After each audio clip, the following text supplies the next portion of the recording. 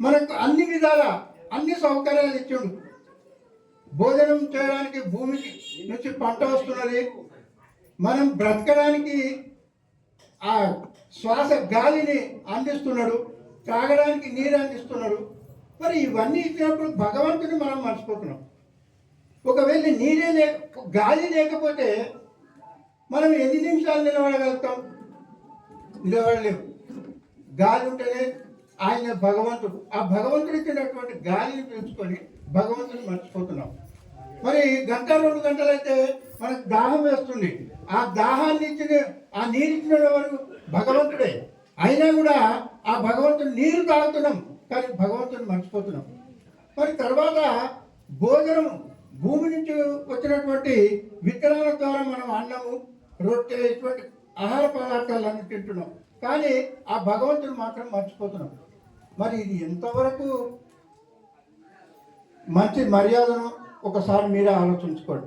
మరి ఎన్ని ఏమైనా కూడా ప్రతి నిమిషంలో భగవంతుణ్ణి మరవకుండా భగవంతుణ్ణి మనం ఎప్పుడు, భగవంతుడు భగవద్గీతలో చెప్తాడు, మత్తిత్త మదిగద ప్రాణ బోధయంతి పరస్పరం కథమేమంతి ఆనిత్యం తుష్యంతి ఇతరమంతి చ. అంటే ఆ భగవంతుడు ఏ విధంగా అంటే మనసులా మనం భగవంతుని ధ్యానించాలి, ప్రాణయుక్తంగా ధ్యానించాలి. ఏదో భగవద్గీత మనం ఇప్పుడు ఇంతవరకు చదువుకున్నాం, ఎంత స్పీడో ఎవరికి అర్థం కాదు, ఎవరికి తెలియదు, ఒత్తులు లేవు, సున్నాలు లేవు, విసర్గలు లేవు, ఏం లేవు.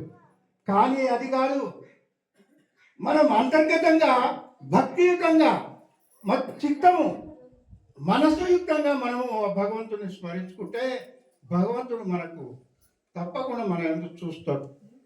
ఈరోజు భగవద్గీత చదివారు, శ్రీకృష్ణ పరమ ఎక్కడెక్కడ భగవద్గీత చదువుతారో అక్కడ ఆ శ్రీకృష్ణ పరమాత్ముడు వచ్చి ఉంటాడంట. మనం ఏ విధంగా చదువుతున్నాము, మనం ఏ విధంగా భక్తియుక్తంగా చదువుతున్నామా, మనం ఏ విధంగా చదువుతున్నామా అక్కడ అన్ని చూస్తున్నాడు. కాబట్టి భగవద్గీతను చదివేటప్పుడు మనం ఏం చేయాలంటే చిత్తముతో మనసుయుక్తంగా చూడండి. ఒక చిన్న ఉపమానం చెప్తా. ఎట్లా అంటే మనం ఒక కుక్క వస్తుంది మన ఇంటి ముందుకు, దానికి అన్నం పెట్టమండి. అన్నం పెట్టినప్పుడు అది ఏం చేస్తుందంటే తోక ఊపుతుంది. దాని అర్థము అది ఆ తోక ఎక్కడి నుంచి వస్తుంది?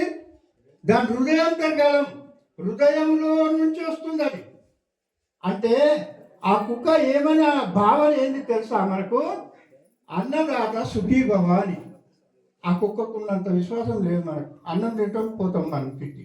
కాబట్టి చిత్తంతో, హృదయాంతరంతో భగవంతుని స్మరించు.